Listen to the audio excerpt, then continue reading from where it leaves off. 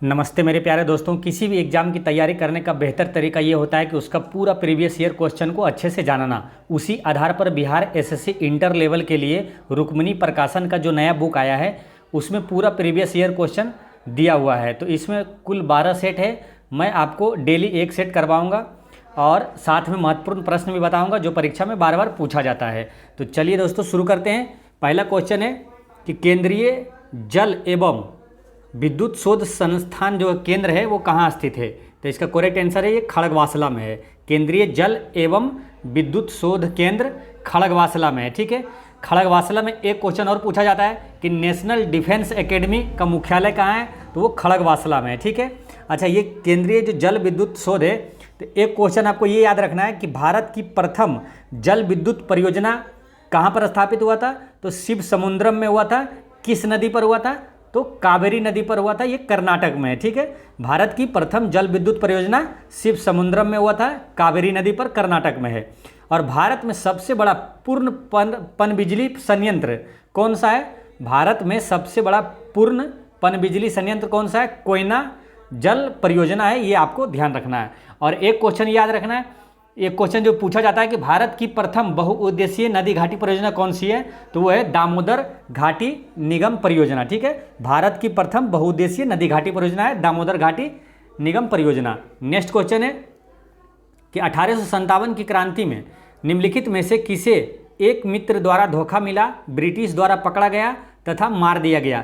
तो इसका correct answer है ये तात्या टोपे को धोखा मिला था और ये ब्रिटिश द्वारा ने इसको पकड़ा दिया गया था और ब्रिटिश ने इसको मार दिया था, तात्या टोपे को। ठीक है, तात्या टोपे को उनका मित्र जो था ना मान सिंह था उसका नाम, वही उसको धोखा दिया था और पकड़वा दिया था। ठीक है, ये आपको याद रखना है। और जगदीशपुर से नेतृत्व किसने किया था 1857 की क्रांति में, ये क्वेश्चन पूछा जाता है। ठीक है, कई बार पूछा गया। जगदीशपुर से पूछे या तो बिहार से नेतृत्व किसने किया था, तो कुंवर सिंह ने किया था।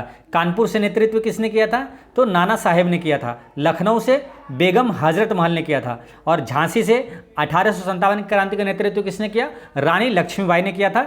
ये इंपॉर्टेंट क्वेश्चन है, ध्यान रखना है। नेक्स्ट क्वेश्चन है कि 1929 में किसकी अध्यक्षता में आयोजित हुए भारतीय राष्ट्रीय कांग्रेस के लाहौर अधिवेशन में ब्रिटिश शासन से पूर्व स्वतंत्रता का प्रस्ताव पारित किया, यानी कि यहाँ पूर्ण स्वतंत्रता का प्रस्ताव पारित किया। ये क्वेश्चन पूछा जा रहा है। तो पूर्ण स्वतंत्रता का प्रस्ताव पारित हुआ था 1929 के लाहौर अधिवेशन में। इसके अध्यक्ष थे पंडित जवाहरलाल नेहरू थे। ठीक है, एक क्वेश्चन ये पूछा जाता है कि पूर्ण स्वराज की मांग पहली बार कब किया गया था, तो 1929 के लाहौर अधिवेशन में ही किया गया था। ये ध्यान रखना है। ठीक है, एक क्वेश्चन ये ध्यान रखना है कि 1931 के कराची अधिवेशन के अध्यक्ष कौन थे, तो वो सरदार वल्लभ भाई पटेल थे। नेक्स्ट क्वेश्चन है कि राज्य के नीति निर्देशक तत्व कौन सा सिद्धांत महात्मा गांधी के दर्शन से जुड़ा हुआ है, तो इसका करेक्ट आंसर है ग्राम पंचायतों की स्थापना। ये महात्मा गांधी के आदर्श या दर्शन से जुड़ा हुआ है। ठीक है, तो एक चीज़ ये ध्यान रखना है। और राज्य के नीति निर्देशक तत्व किस भाग में है, तो भाग 4 में है। किस अनुच्छेद में है, तो अनुच्छेद 36 से 51 तक है आपका राज्य के नीति निर्देशक सिद्धांत है। देखिए ये कहाँ से लिया गया राज्य के नीति निर्देशक सिद्धांत, तो ये आयरलैंड से लिया गया। ठीक है, और एक चीज़ ये पूछा जाता है, इंपॉर्टेंट क्वेश्चन है, ग्राम पंचायत का गठन किस अनुच्छेद में है, तो 40 में है। ठीक है, अनुच्छेद 40 में है।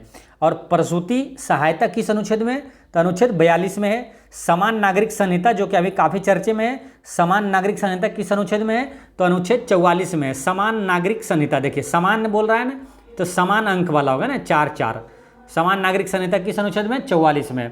और कृषि एवं पशुपालन है अनुच्छेद 48 में। स्मारकों, स्थानों और वस्तुओं का संरक्षण किस अनुच्छेद में है, अनुच्छेद 49 में है। आपको अनुच्छेद से संबंधित इंपॉर्टेंट क्वेश्चन जो पूछा जाता है मैं आपको बताते रहूँगा हर वीडियो में। ठीक है, तो अनुच्छेद से काफ़ी इंपॉर्टेंट क्वेश्चन रहता है, इसलिए आपको याद रखना है। ठीक है, एक क्वेश्चन ये पूछा जाता है कि कार्यपालिका को न्यायपालिका से अलग करना किस अनुच्छेद में है, तो अनुच्छेद 50 में है। ये भी ध्यान रखना है।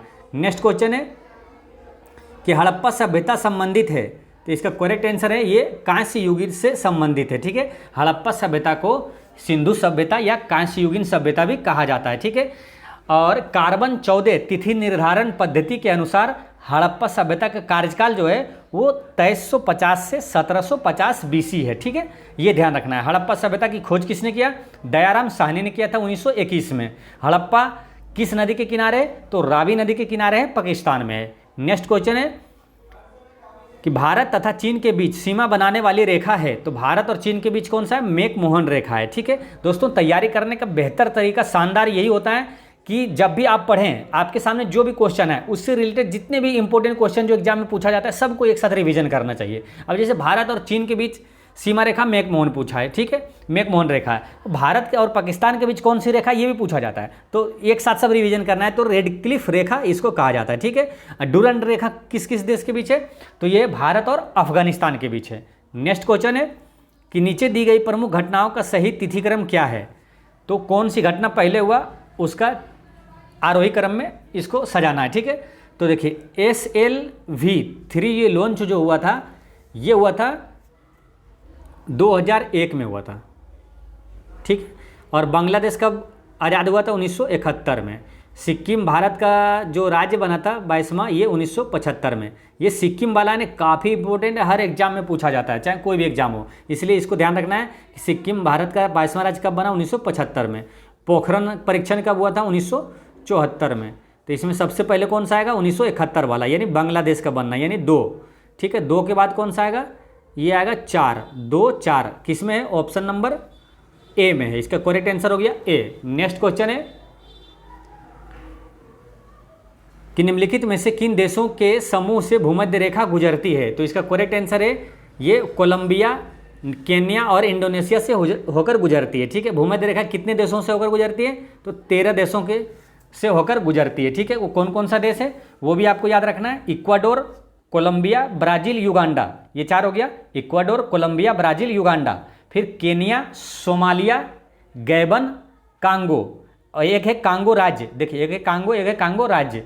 ठीक है, फिर से समझिए, Kenya, Somalia, Gabon, Congo, Congo गणराज्य, Maldives, Indonesia, Kiribati, Sao Tomé, ये 13 देश है। ठीक है, ये ध्यान रखना है। एक क्वेश्चन ये पूछा जाता है कि भूमध्य रेखा को 2 बार काटने वाली नदी कौन सी है? तो वो कांगो नदी है, अफ्रीका में, ये ध्यान रखना है। अच्छा, कर्क रेखा कितने देशों से होकर गुजरती है? तो 15 देशों से होकर गुजरती है। देखिए, भूमध्य रेखा 13 और कर्क रेखा 15, और एक है मकर रेखा, वो कितने देशों से होकर गुजरती है? 10 देशों से होकर गुजरती है।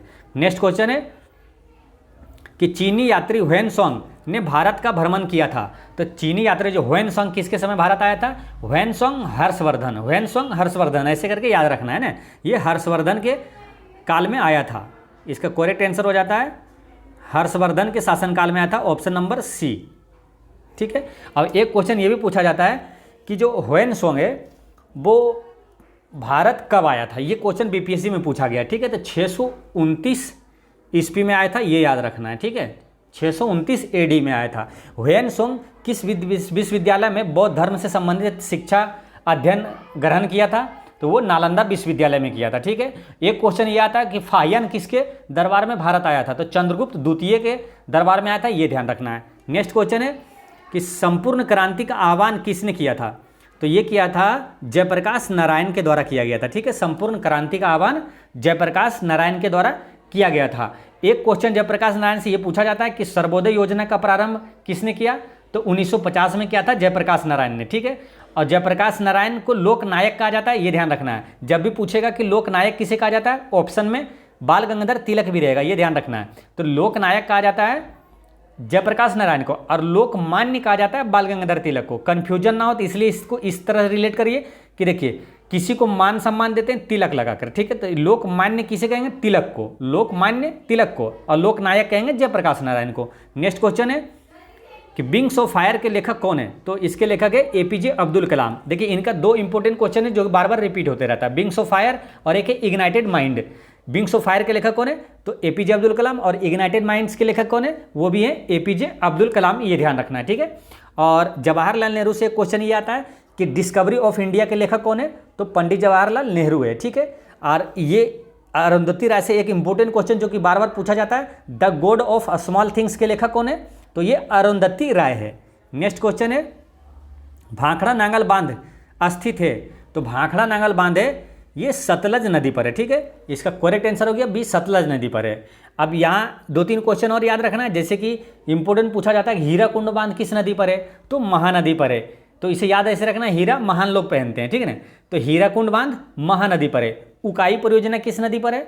तो तो उकाई परियोजना ताप्ती नदी पर है, ये याद रखना है। नेक्स्ट क्वेश्चन है कल्हन द्वारा रचित राजतरंगिणी में वर्णन है।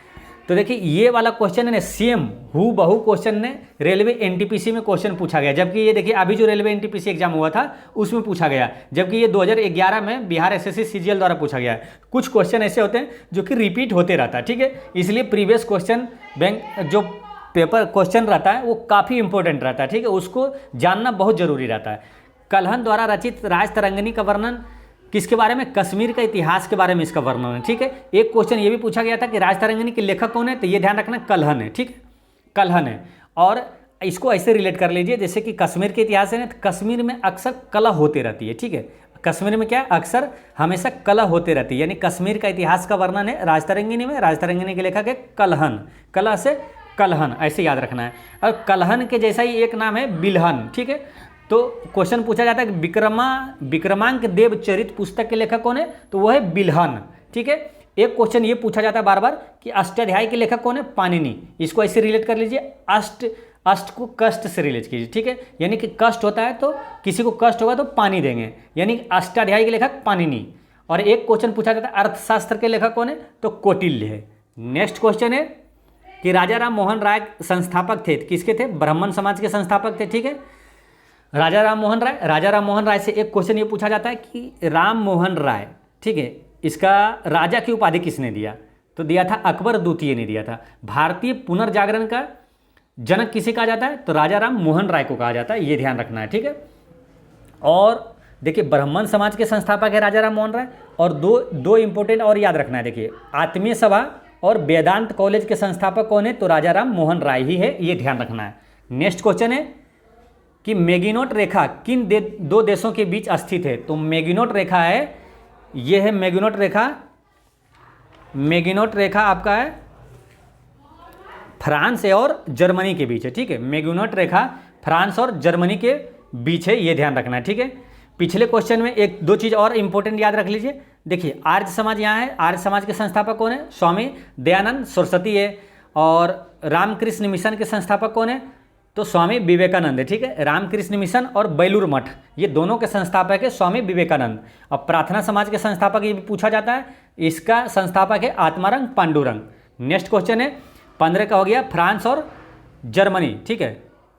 नेक्स्ट क्वेश्चन है सतलज नदी का उद्गम है, तो इसका करेक्ट आंसर है चीन में है, ठीक है। चीन में मतलब तिब्बत से निकलती है, ठीक है, तिब्बत के मानसरोवर झील के पास राकास्ताल झील से निकलती है, ठीक है। और इसको देखिए कभी सतलज नदी के बारे में पूछेगा, कभी ब्रह्मपुत्र नदी, कभी सिंधु, इसको याद रखना है सत सिंधु सतलज, यानी कि सतलज नहीं सत सिंधु ब्रह्मपुत्र, यानी सतलज नदी, सिंधु नदी और ब्रह्मपुत्र नदी, ये तीनों है ना, ये मानसरोवर झील के राकास्ताल झील से निकलती है, ठीक है।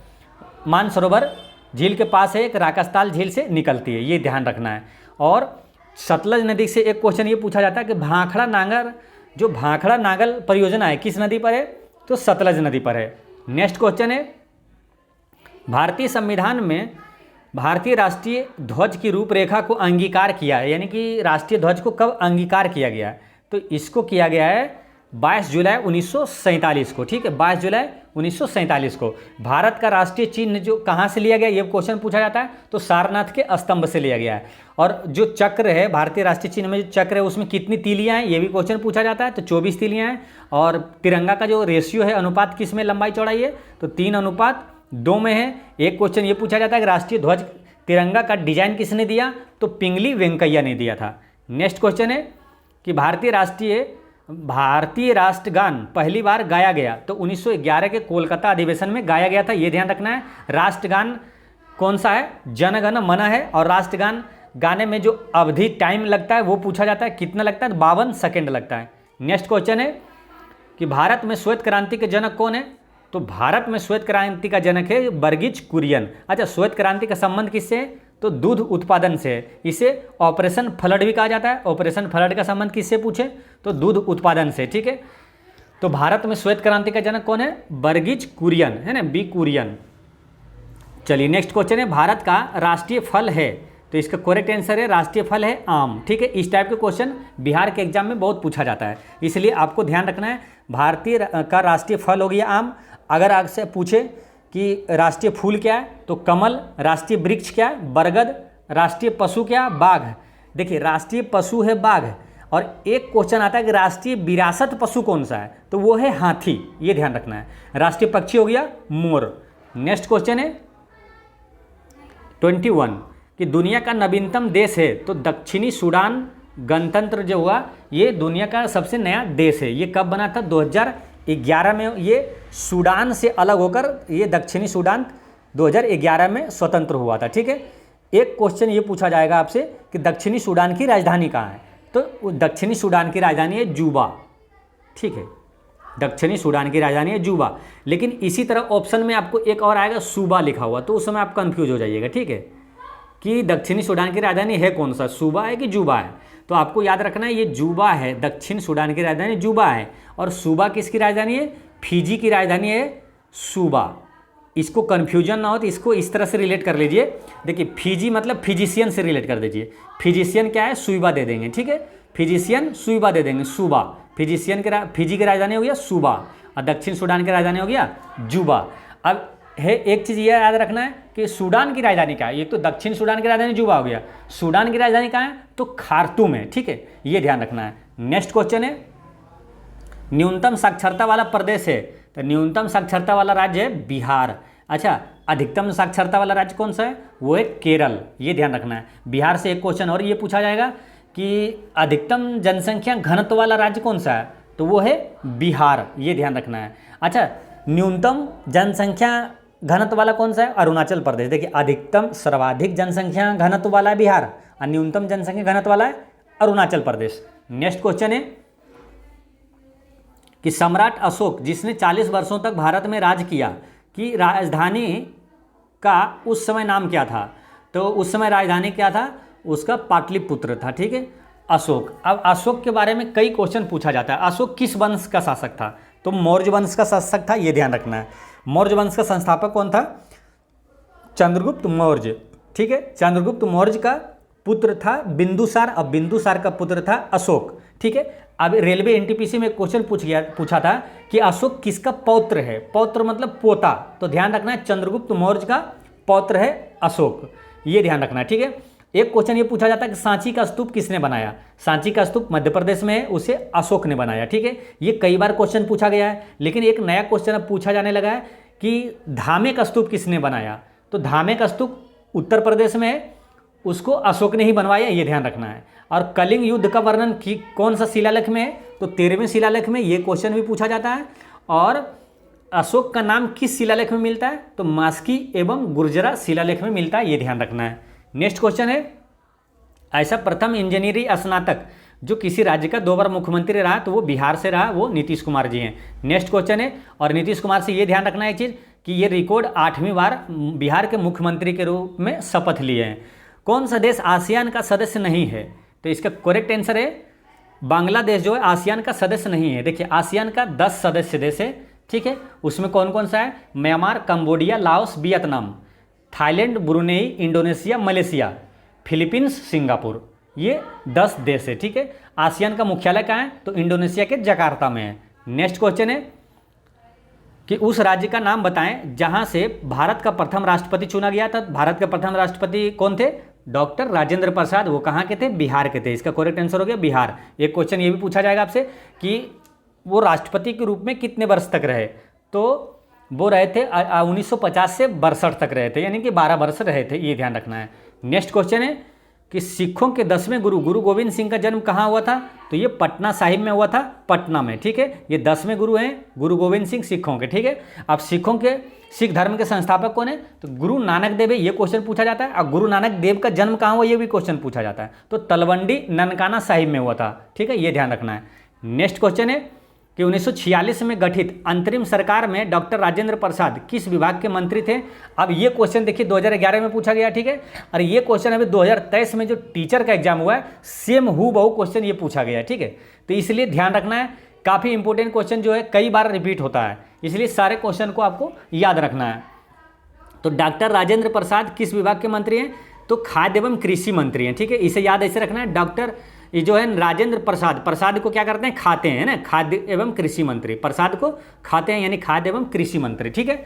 अब ये जो गठित हुआ था 1946 में अंतरिम सरकार में, उसमें ये जो रक्षा है यहाँ, तो रक्षा मंत्री कौन थे, तो रक्षा मंत्री थे बलदेव सिंह, ठीक है। और रेल मंत्री कौन थे उस समय, अरुणा आसफ अली थे।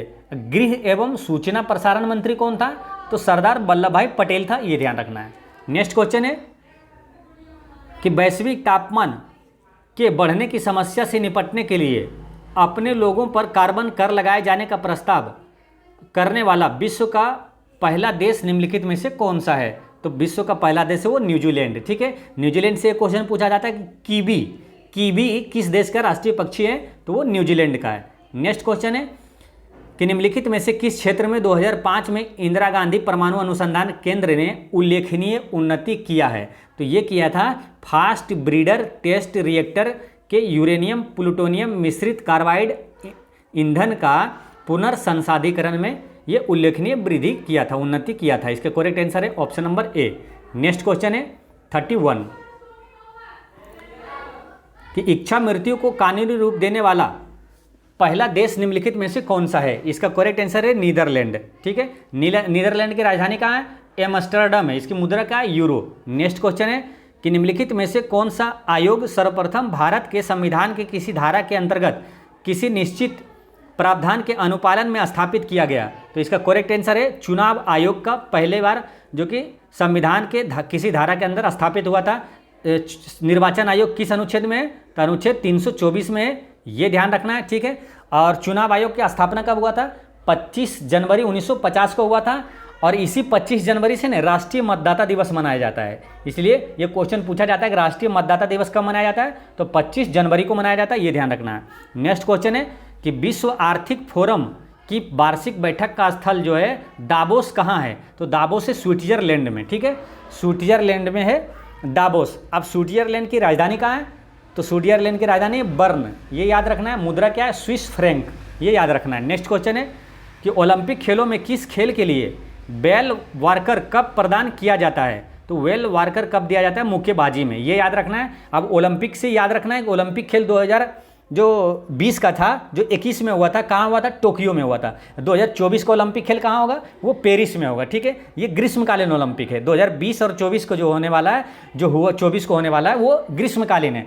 और 2022 का शीतकालीन ओलंपिक कहाँ हुआ था, तो बीजिंग में हुआ था। और 2026 में होगा वो शीतकालीन ओलंपिक कहाँ होगा, इटली में होगा। ये एसएससी सीजीएल में क्वेश्चन पूछा हुआ है, तो ये याद रखना है। नेक्स्ट क्वेश्चन है कि प्राचीन नगर तक्षशिला निम्नलिखित में से किसके बीच स्थित है, इसका करेक्ट आंसर है ये सिंधु और झेलम नदी के बीच स्थित है तक्षशिला। एक क्वेश्चन ये पूछा जाता है कि विश्व का सबसे प्राचीन विश्वविद्यालय कौन सा है, तो तक्षशिला विश्वविद्यालय, ठीक है। भारत का सबसे प्राचीन विश्वविद्यालय कौन सा है, तो नालंदा विश्वविद्यालय है, ये याद रखना है। नेक्स्ट क्वेश्चन है कि निम्नलिखित में से कौन सा विद्रोह बंकिम चंद्र चटर्जी के उपन्यास आनंद मठ के द्वारा प्रसिद्ध हुआ है, तो ये हुआ था सन्यासी विद्रोह, ठीक है। अब यहाँ इंपॉर्टेंट चीज़ ये याद रखना है कि कभी ये भी क्वेश्चन पूछा जाता है कि आनंद मठ के लेखक कौन है, तो बंकिम चंद्र चटर्जी है, ठीक है। इसे याद ऐसे रखना है, जैसे आनंद मठ है, मठ को मीठा से रिलेट करिए, ठीक है। कोई चीज़ मीठा या तीखा कैसे पता करेंगे, तो चाट के पता करेंगे, यानी चटर्जी। आनंद मठ के लेखक कौन हो गया, बंकिम चंद्र चटर्जी, ठीक है। भारत का राष्ट्रीय गीत वंदे मातरम जो है वो कहाँ से लिया गया, तो आनंद मठ से ही लिया गया, ये ध्यान रखना है। नेक्स्ट क्वेश्चन है कि निम्नलिखित में से कौन सा कथन सत्य नहीं है, तो महानदी का उद्गम छत्तीसगढ़ में, ये सही है। गोदावरी नदी का उद्गम महाराष्ट्र में, ये सही है। कावेरी नदी का उद्गम आंध्र प्रदेश में, ये गलत है, क्योंकि कावेरी नदी का जो उद्गम है ना वो है ताल कावेरी कर्नाटक में है, ठीक है। तो यहाँ कर्नाटक में, ये आंध्र प्रदेश जो है ये गलत है, यानी इसका करेक्ट आंसर है सी हो गया, ये सत्य नहीं है। बाकी ताप्ती नदी का उद्गम मध्य प्रदेश में, ये भी सही है। नेक्स्ट क्वेश्चन है कि निम्नलिखित में से कौन एक हिंदुस्तानी शास्त्रीय गायक है, इसका करेक्ट आंसर है गंगूबाई हंगल जो है ये हिंदुस्तानी शास्त्रीय गायक है। यहाँ एक स्वप्न सुंदरी से एक क्वेश्चन याद रखना है कि स्वप्न सुंदरी का संबंध है कुचिपुड़ी नृत्य से है, ये याद रखना है। नेक्स्ट क्वेश्चन है कि कोलंबो से अल्मोड़ा तक व्याख्यान निम्नलिखित में से किसके अनुभवों पर आधारित है, तो इसका करेक्ट आंसर है स्वामी विवेकानंद जी के अनुभवों पर आधारित है। अब स्वामी विवेकानंद से कई क्वेश्चन पूछा जाता है, ठीक है, तो आपको सारे को एक साथ रिवीजन करना है। जैसे स्वामी विवेकानंद का बचपन का नाम क्या है, तो उसका बचपन का नाम है नरेंद्र नाथ दत्त। ठीक है। स्वामी विवेकानंद को विवेकानंद की उपाधि किसने दिया? तो खेतड़ी के महाराजा अजीत सिंह ने दिया था, ये याद रखना है। रामकृष्ण मिशन और बेलूर मठ की स्थापना किसने किया? ये दोनों की स्थापना विवेकानंद ने किया था। ठीक है।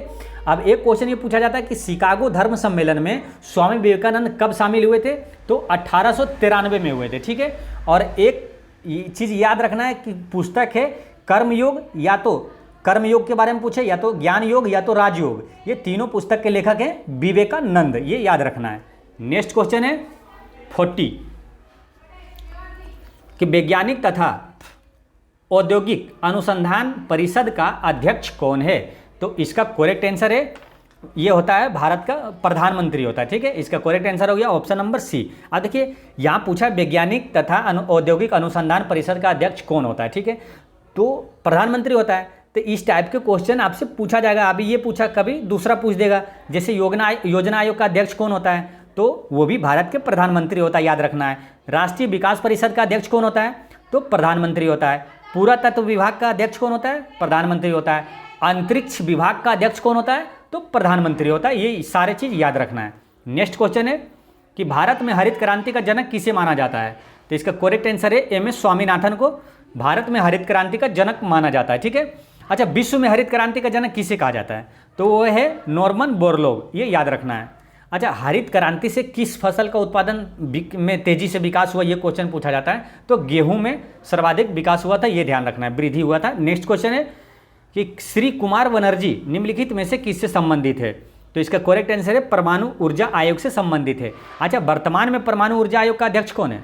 तो वो है कमलेश नीलकंठ। ठीक है, ये याद रखना है। नेक्स्ट क्वेश्चन है कि राष्ट्रीय स्मार्ट गवर्नमेंट संस्थान कहाँ स्थित है? तो इसका करेक्ट आंसर है ये हैदराबाद में स्थित है। तो हैदराबाद में कुछ इंपॉर्टेंट संस्थान का स्थित है, वो भी याद रखना है। जैसे एक हो गया ये राष्ट्रीय स्मार्ट गवर्नमेंट संस्थान हैदराबाद में है।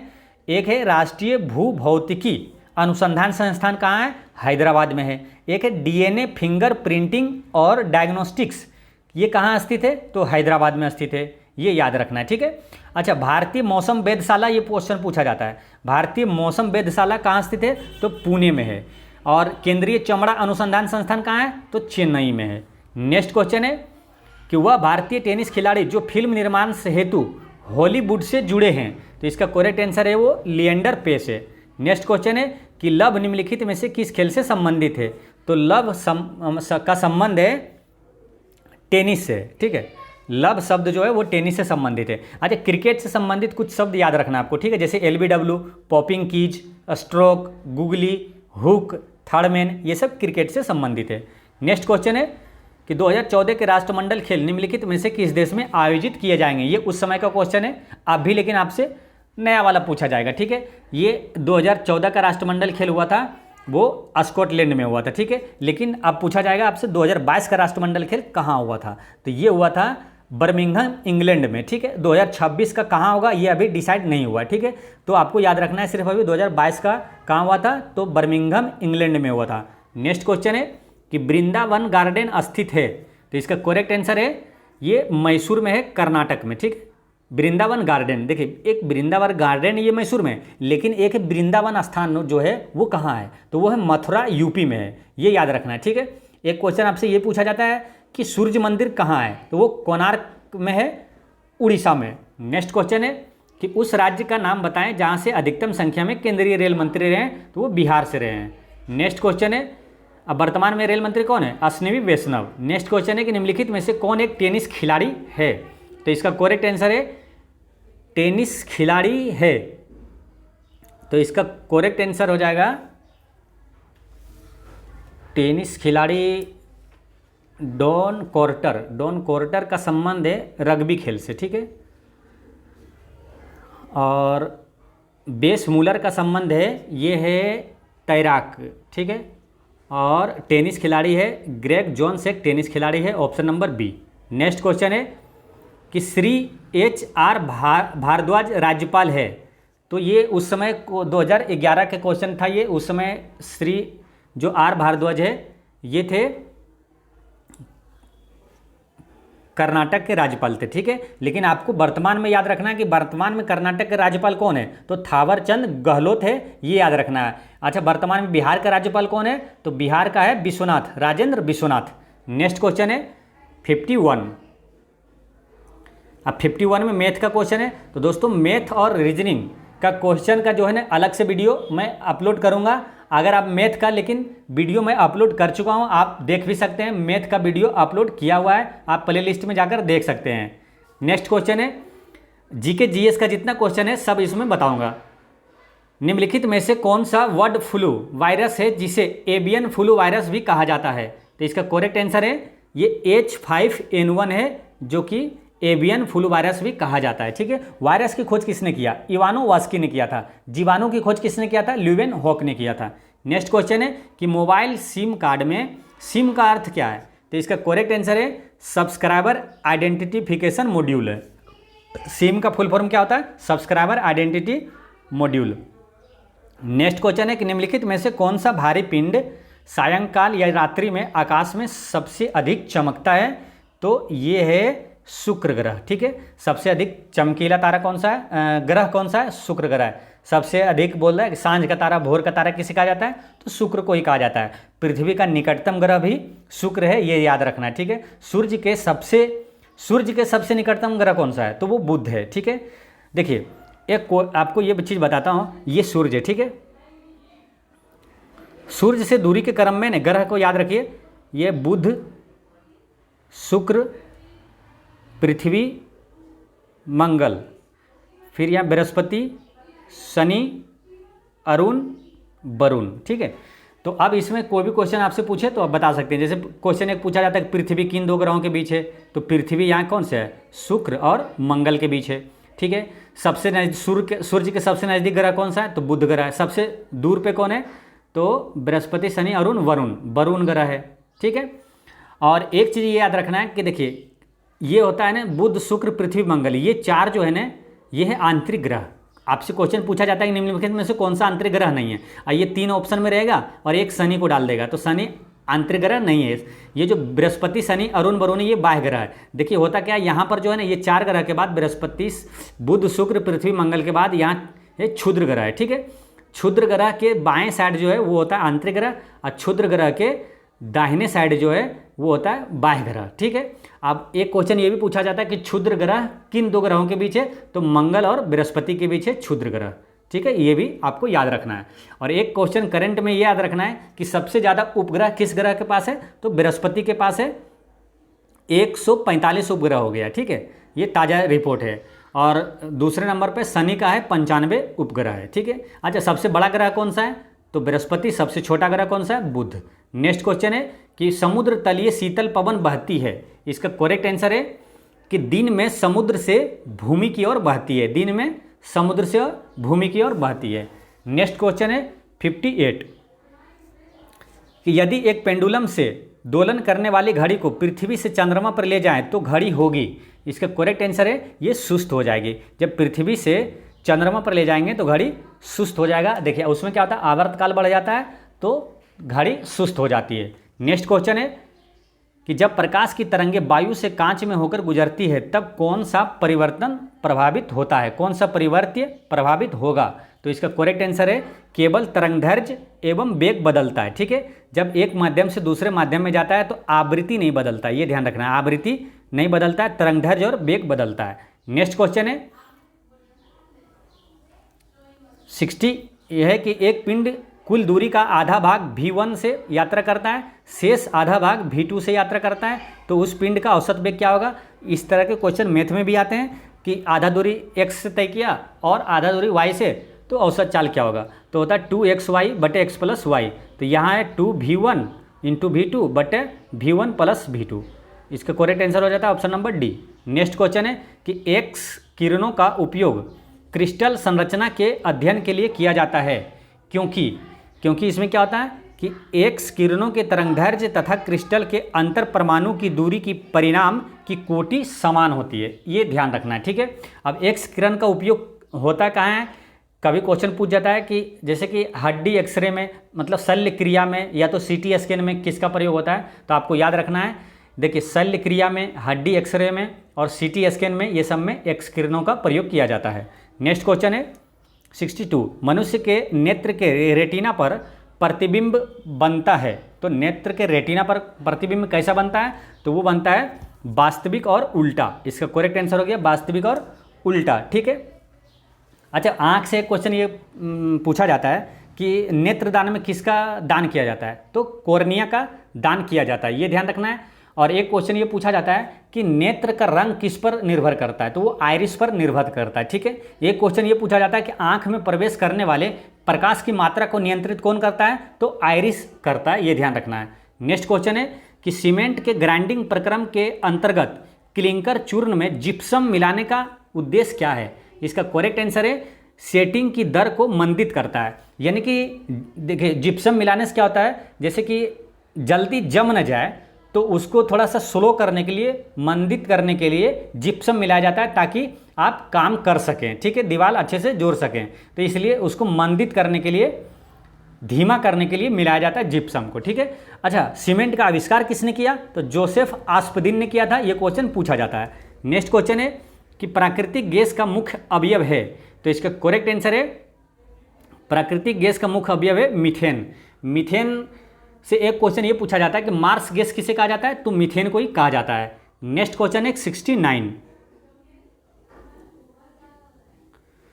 कि पौधों में क्लोरोफिल बनाने के लिए कौन सा तत्व सहायक होता है, तो इसका करेक्ट आंसर है ये मैग्नीशियम सहायक होता है। नेक्स्ट क्वेश्चन है कि वह तापमान जिस पर सेंटीग्रेड तथा फ़ारेनहाइट थर्मामीटर की रीडिंग एक समान होती है, तो वो -40 डिग्री सेल्सियस पर होता है, ठीक है। अब देखिए सेंटीग्रेड और फ़ारेनहाइट और केल्विन में एक सूत्र होता है, ये याद रखना है। आपसे कभी पूछ दिया जाए कि सेल्सियस में इतना दिया हो तो फ़ारेनहाइट में कितना होगा, तो आप आसानी से बना सकते हैं। ये क्वेश्चन बिहार एसएससी सीजीएल में पूछा हुआ है, ठीक है, इसलिए उसको याद रखना है। ये होता है C/5, ये फार्मूला याद रखना है, फ़ारेनहाइट -32/9 बराबर K -273/5, ये फार्मूला आप लिख लीजिएगा, ये आपको काम आएगा। नेक्स्ट क्वेश्चन है 72, निम्नलिखित में से कौन सा पदार्थ नाभिकीय रिएक्टर में मंदक का काम करता है, इसका करेक्ट आंसर है भारी जल मंदक के रूप में काम करता है, ठीक है। देखिए एक क्वेश्चन पूछा जाता है मंदक के रूप में, शीतलक के रूप में और नियंत्रक क्षण के रूप में। तो मंदक के रूप में भारी जल, साधारण जल और ग्रेफाइट का प्रयोग किया जाता है। शीतलक में भी भारी जल और साधारण जल और द्रवित सोडियम का उपयोग किया जाता है। और नियंत्रक क्षण में याद रखना है बोरोन और कैडमियम का प्रयोग किया जाता है, ये याद रखना है। नेक्स्ट क्वेश्चन है 76 कि प्रकाश संश्लेषण का अंतिम उत्पाद है, तो देखिए दोस्तों बुक में इसका आंसर दिया हुआ है कार्बोहाइड्रेट, ठीक है, जो कि ये गलत है, क्योंकि प्रकाश संश्लेषण का अंतिम उत्पाद पूछे तो वो होता है ऑक्सीजन, ठीक है, और प्रकाश संश्लेषण का मुख्य उत्पाद पूछे तो होता है कार्बोहाइड्रेट, ये याद रखना है आपको। नेक्स्ट क्वेश्चन है क्वेश्चन नंबर 82 है कि एस्बेस्टस के कारण होने वाला प्रमुख रोग है, तो वो है एम्फेसेमा। एस्बेस्टस के कारण होता है जो रोग है वो एम्फेसेमा। एक क्वेश्चन आपको ये भी याद रखना है, कोयले के धूल कण से जो रोग होता है वो कौन सा होता है, एंथ्राकोसिस, एंथ्राकोसिस। नेक्स्ट क्वेश्चन है कि इंसुलिन उत्पादित होता है, यानी इंसुलिन का स्राव कहाँ से होता है, तो वो अग्नाशय से होता है, ठीक है, पेनक्रियाज से होता है, अग्नाशय के बीटा कोशिका से होता है, ठीक है।